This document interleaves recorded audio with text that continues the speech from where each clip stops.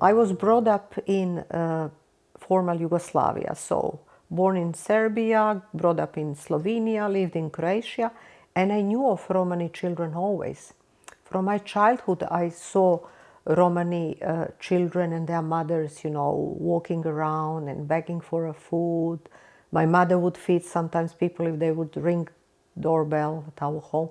So it was always part of my life. During the war in former Yugoslavia, a lot of families just moved to that corner, which is southeast in Serbia, to hide because they were always discriminated, because they were different. And if you are different, sometimes, and they were poor. And a lot of times they had to move. They didn't have a permanent settlements. They live in 3 villages between the mountains, and they have, in those 3 villages, they're connected with some church, Protestant Evangelical church, because they are open. Majority of people in that region are either Catholics or Muslims or Orthodox, and they are a little bit different.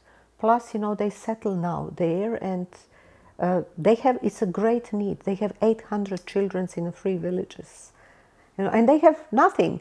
A lot of times women still, in nowadays, they still don't register their child when it's born because they are afraid that they will be taken away or something. I have friends who live here in Adelaide and who are of Romani background.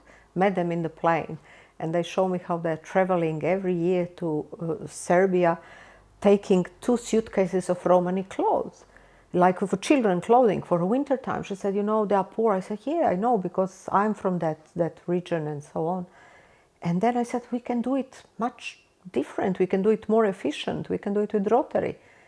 When some Romani families came here for a visit to Adelaide, I invited them for a lunch with the Rotary of Adelaide.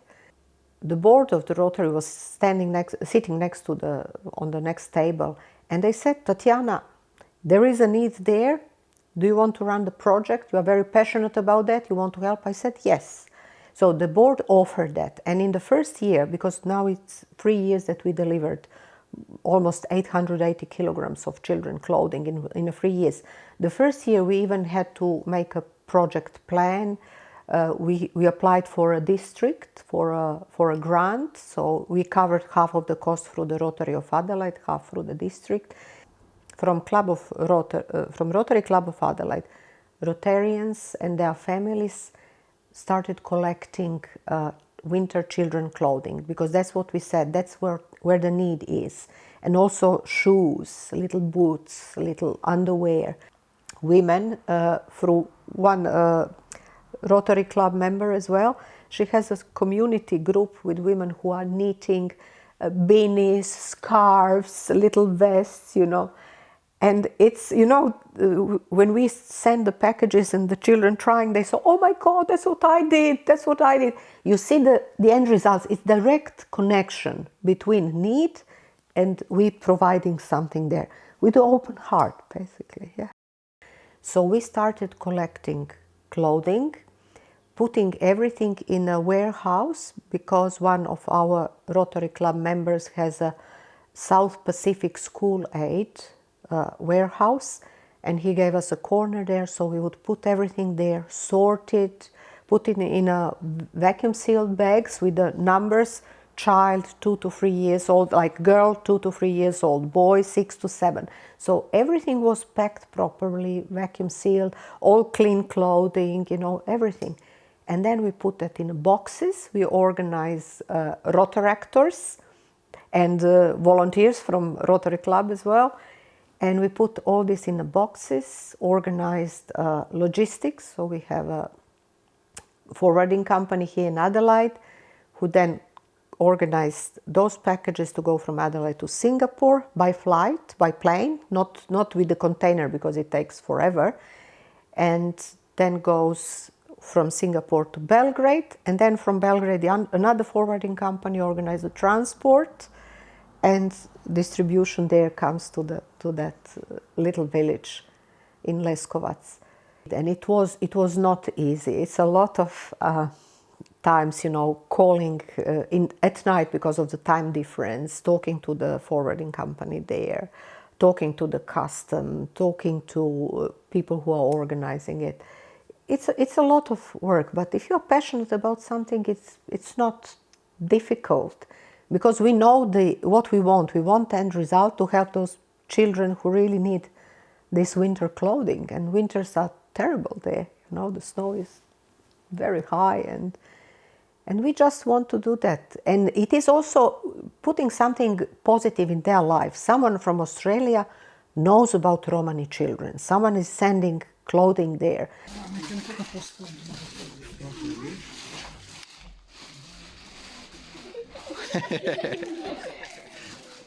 This year we put in the boxes, we had 100 kilograms of books as well, picture books, so they will start learning English, you know, cartoons and so on.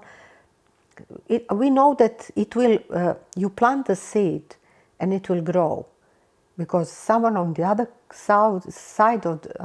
side of the planet knows that they need help. And that's what Rotarians do. We find a project, and if you're passionate about that, we run the project and help people. I'm getting emotional now. I think I get my drive. It is from upbringing. For us Rotarians, we say we have that philanthropic gene.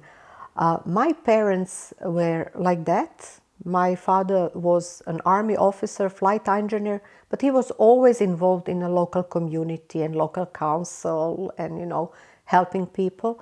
My mother was a lady, staying at home, not working, going to theater and so on, but she was always working with Red Cross, and she was in the committees and for blood donations and mediations and helping also children and poor people through the Red Cross. So you get that probably from your upbringing, or you just, when you see that other fellow human being is suffering, of course, I think it's embedded in our genes that we help people and that we want to do the best what we can.